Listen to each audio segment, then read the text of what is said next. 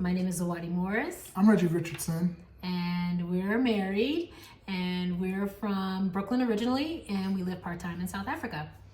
And this is called the B side of South Africa because we're looking at the other side that a lot of people do not often explore. We hope that it gives you some insight that maybe you hadn't thought about, and maybe some things that you don't hear about, but you had thought about. So let's get into it. Today's episode, is that what we call it? Is it an episode? I guess. Is about, is South Africa racist? Dun, dun, dun, dun. And the reason why we're making this our second topic is because when we often tell people that we're coming back to South Africa or that we're traveling to South Africa, that's one of the first questions they ask, like, you know, is South Africa racist? And I understand why people might feel that way because a lot of times people associate South Africa with apartheid. I guess I'll start back when I first got here to South. The first time I ever came to South Africa was 1992. I came as a student with the Black Student Union, so we were coming, do a little research and compare the conditions for Black people in South Africa to what they are now. And what we encountered was, at that time, apartheid was still in place, but they were having the discussions about dismantling it and maybe shifting to a democratic government. And we were staying in Shawela and Soweto. And you know, the evidence of apartheid was still very present. We witnessed one night while we were walking home from our friend's place, these huge tanks coming through the streets with spotlights and these Afrikaner soldiers on the tanks. And they were coming through the streets with the spotlights, and we ran because other people started running. So we started running. And, like that kind of activity, nothing like that really exists anymore. So I don't see tanks rolling through the streets and things like that. Or like, you still have this great disparity in wealth here. And well, we talked about in one of our earlier videos how the apartheid system was based off of our Jim Crow laws. What you see as a result is that how Black people or Black Africans, how they entered into society post-apartheid is very similar in how we as Black Americans, reintegrated into society. And when I mean that, I mean like, for instance, they're like the echo of us because it happened like 30 years after our Jim Crow. So a lot of what you see taking place here today in South Africa is what we were going through about 25, 30 years ago in terms of race relations and development. But when we ask the question whether or not South Africa is racist, I'm gonna say yes. But I also want to add, so is the United States. I mean, the United States in so many ways has a long ways to go. I mean, you can just look at what's happening with our presidential election right now, the rhetoric that, is all over the internet, on TV, that's accepted. The United States is a very racist place, and I think is one of the reasons why people are actually considering leaving and exploring other places. So I wouldn't say that it's that much different. I mean, there is some differences, but it's not that much difference in terms of Black-white relations here as compared to the U.S. What do you think? Yeah, I think there's some significant differences. So, for instance, if you compare the end of apartheid with the introduction of the civil rights era in the United States, after apartheid, government was completely controlled by Black people here, which is significant because in the United States, we had a long scratch and struggle just to get some representation of Black people in government. So in terms of the power of government was completely controlled by Black people from the end of apartheid to the present.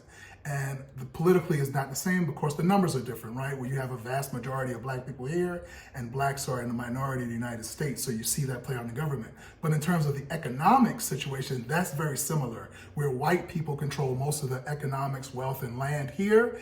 And in the United States, white people control most of the economics, wealth, and land there. So in that, from an economic standpoint, it's very similar. But from a political standpoint, it's a very different dynamic. So would you say that the United States is more racist than South Africa? I believe the United States is much more racist than South Africa. I think they're much more committed to it. And I think it's because of the roots of the origin of the United States. It was based in the subjugation of Black people and the ownership of Black people, and they really haven't let that go as a concept. I'm more concerned about the police killing me in the street in the United States than I am in South Africa. Now we're really splitting hairs when we're talking about racism, because racism against Black people exists all around the world.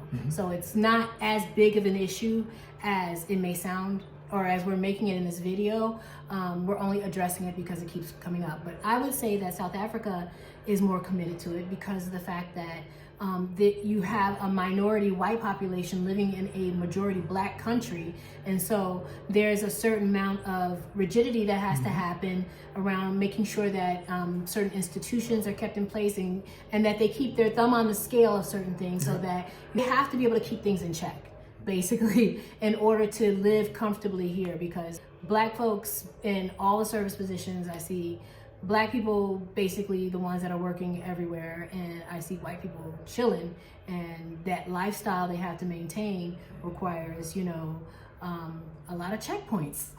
So I feel like it's baked in so tough here, and it's and I feel it a little bit more in the institutions than anything else. I think the last thing I'm going to say on this is that white Americans are losing their majority in just demographic changes, right? And so that's why we have this heightened sense of white anxiety about maintaining control, just what you were talking about. Yeah, that's happening in the U.S. too. So that's happening in the U.S. in terms of as they become less of the majority, that they're becoming more insistent about maintaining white nationalism and supremacy there. Yeah.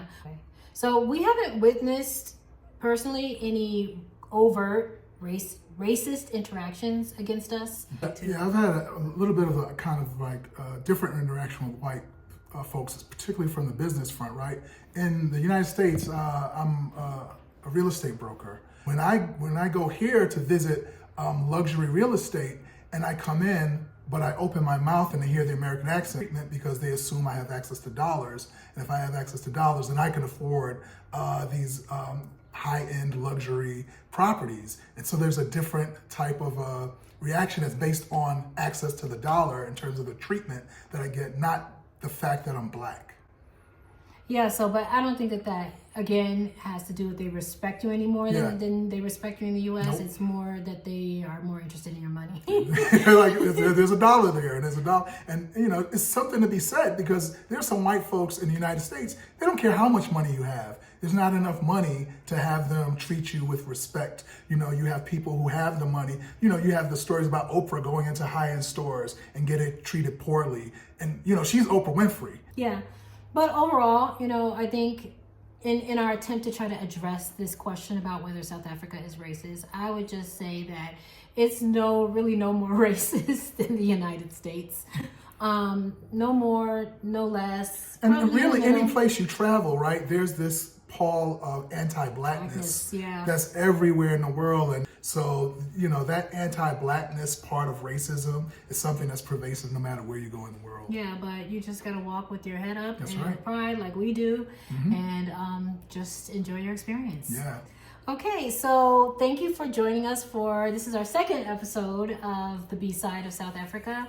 Stay tuned for future videos where we're going to discuss mindset. And we're going to have a conversation about the difference between the cities here in South Africa, because there are many different cities here, and you know, we're going to give you our insight that we found when we visited them. Yes, so go ahead and like, share, subscribe down below, and we hope to see you in the next video.